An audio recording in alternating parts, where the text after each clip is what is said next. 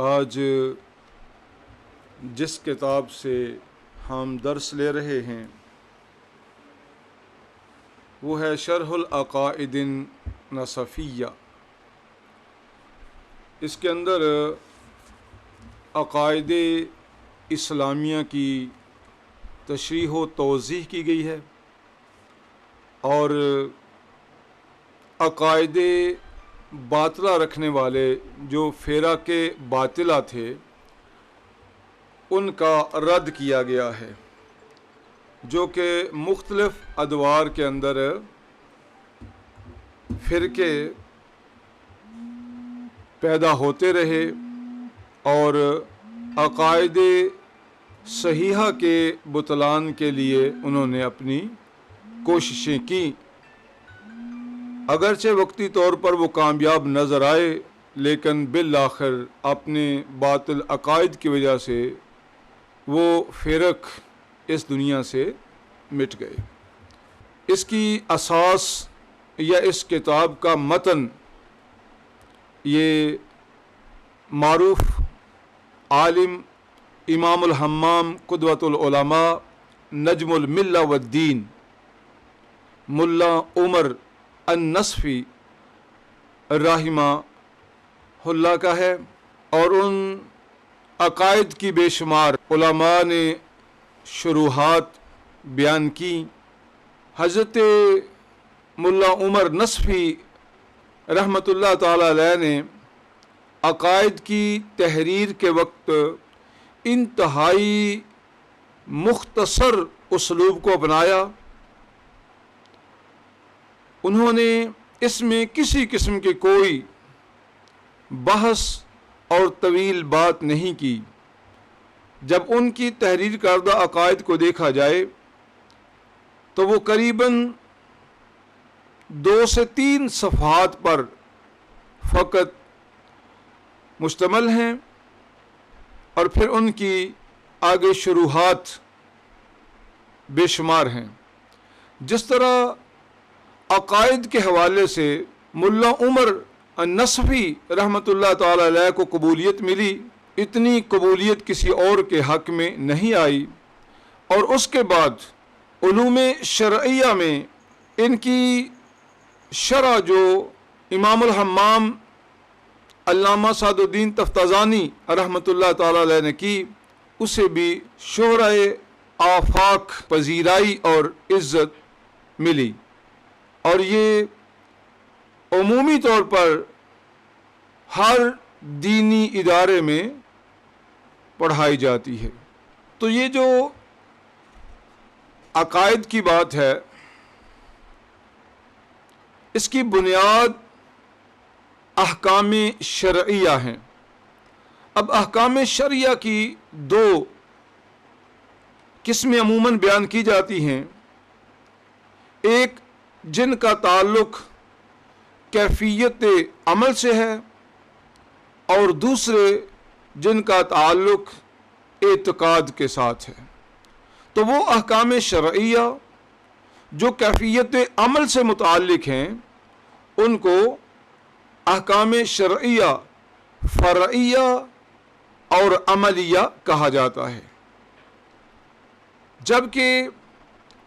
جن احکام شرعیہ کا تعلق اعتقاد کے ساتھ ہے انہیں احکام شرعیہ اصلیہ اور اعتقادیہ کہا جاتا ہے۔ اب یہ جو احکام شرعیہ اعتقادیہ ہیں، ان میں توحید اور صفات باری تعالیٰ کے علم کو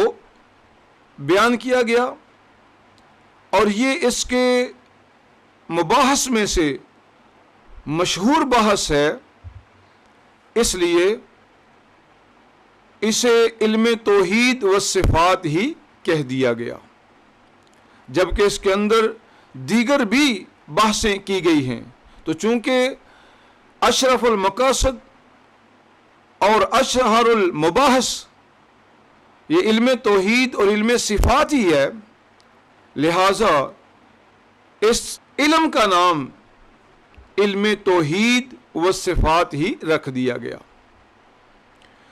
صحابہ کرام رضوان اللہ علیہم اجمعین اور تابعین کے زمانہ میں عموماً ایسی کتب لکھنے کی ضرورت پیش نہ آئی، کیونکہ صحابہ کرام نے براہ راست سرکار دو عالم صلی اللہ علیہ وسلم سے اعتقاد کا حصول کیا،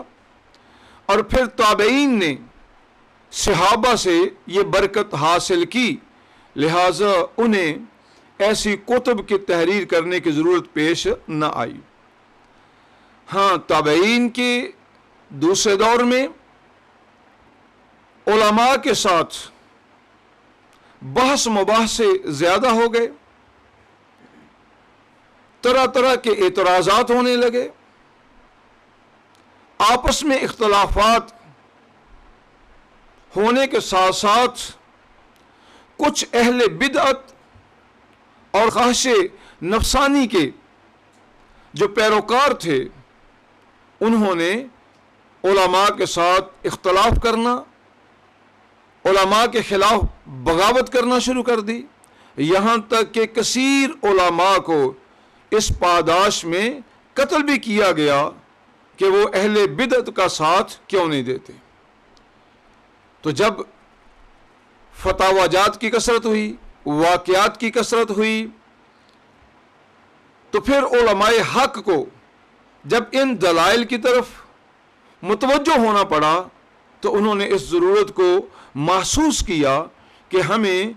ایسی تحریر معرض وجود میں لانی چاہیے، لوگوں کے سامنے تحریری شکل میں عقائد کو رکھنا چاہیے، تاکہ اہل بدعت، اہل اہوا لوگوں کے عقائد کو بگاڑ نہ سکیں،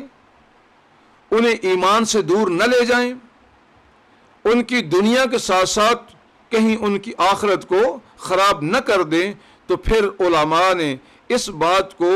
بھانپتے ہوئے اور وقت کی نزاکت کو دیکھتے ہوئے ان کتابوں کو لکھنا شروع کیا۔ تو ان کتابوں میں جیسا کہ میں نے بتایا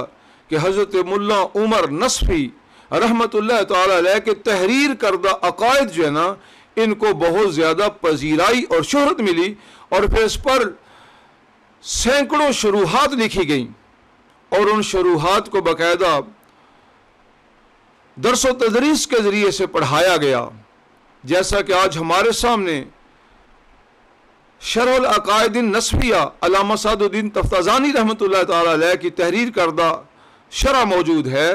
تو ان شروحات کے ذریعے سے لوگوں کے قلوب و اذہان کو اطمینان بخشا گیا، اور ان کے عقائد کو درست رکھنے کے لیے کوشش کی گئی، اور الحمدللہ علماء کرام اپنی اس کوشش کے اندر کامیاب ہوتے ہوئے بھی نظر آئے ہیں۔ وما علیہ الا البلاغ۔